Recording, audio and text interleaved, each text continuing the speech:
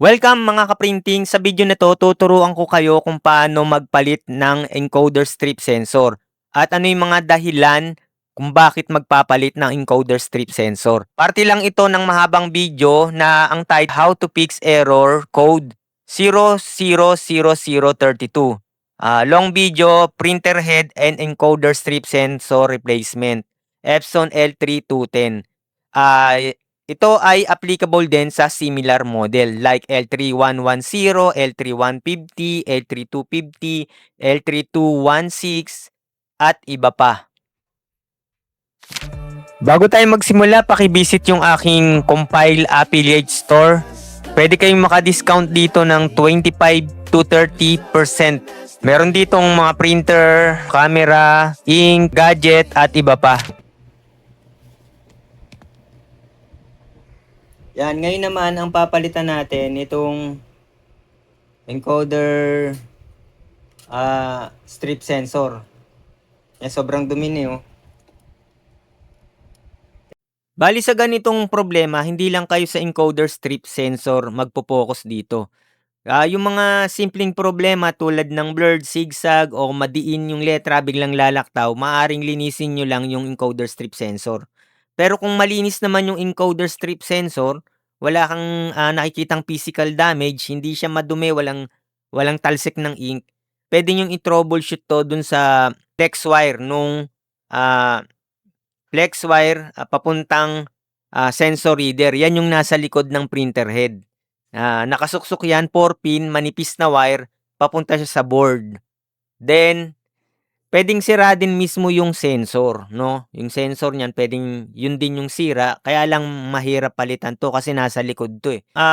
Flex wire, palitan yan kahit hindi mo binabaklas yung carriage, no? O yung nilalagyan ng printer head. Yan, minsan kasi yung flex wire parang napupunit o kaya meron parang tama, natatapyas yung konting gilid, no? 4-pin kasi yan. Pag yun naputol, maaring magkaroon din ng problema.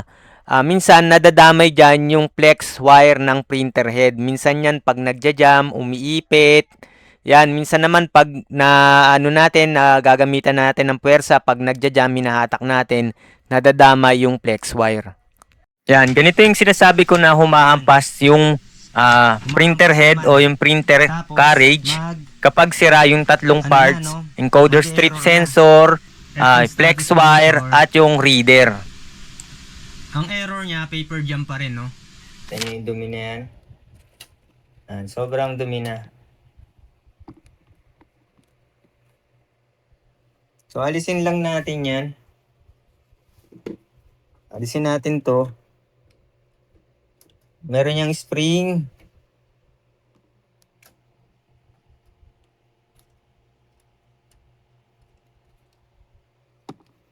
Nalis na natin.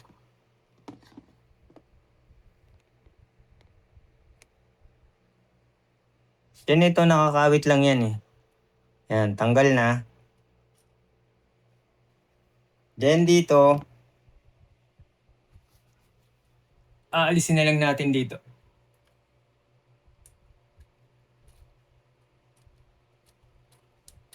Yan. Yan. So, ang mahirap dyan yung paglusot doon. So, ito na. Yan, sobrang dumi oh.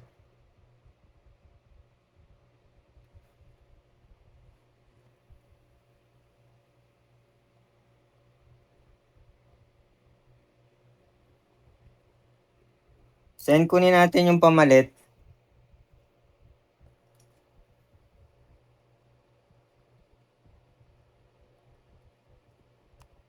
Send natin yung spring.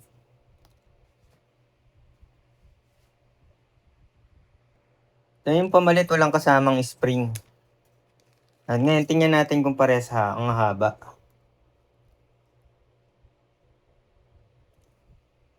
Parehas naman.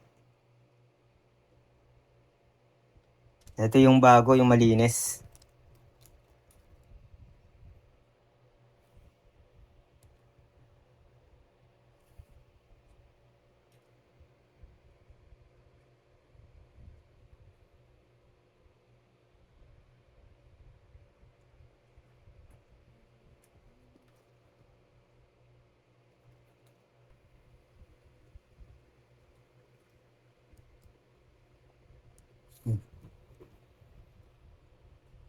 Ayan, ito yung mahirap, no?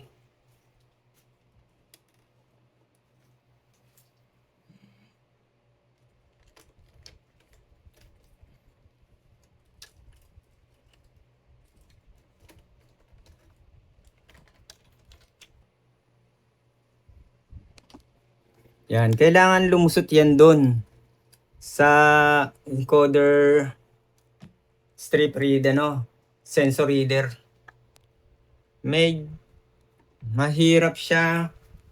Di siya abot ng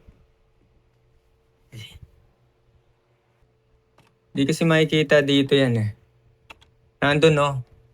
Yung sumunod dito sa puti, meron pa yang isang Yan, dito dadaan yan, no? Pag yan hindi dumaan dyan,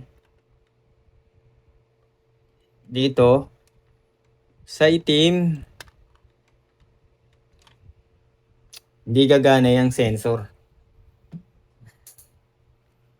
Yan yung crucial dyan. Yan. Yan, para kang naglulusot ng karayong. Then, nalusot ko na ata, no? Hindi. Na. Lusot ko na. Ayun.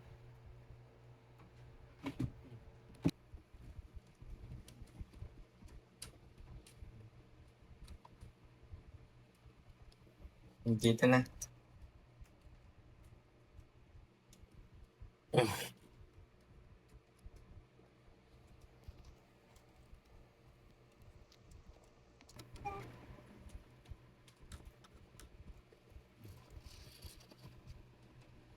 Yan. Tapos ilagay dito.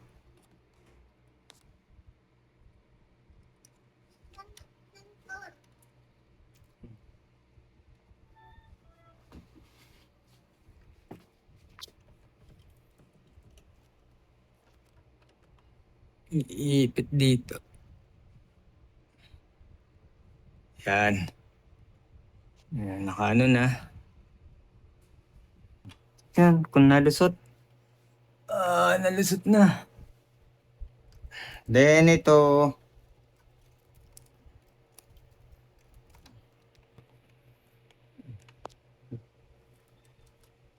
Ilusot natin sa butas. Yan.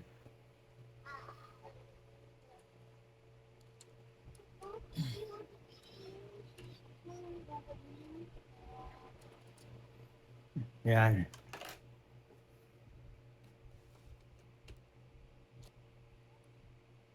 So, babalik na natin yung printer head. Check lang natin maigi. Yun, nakalusot na.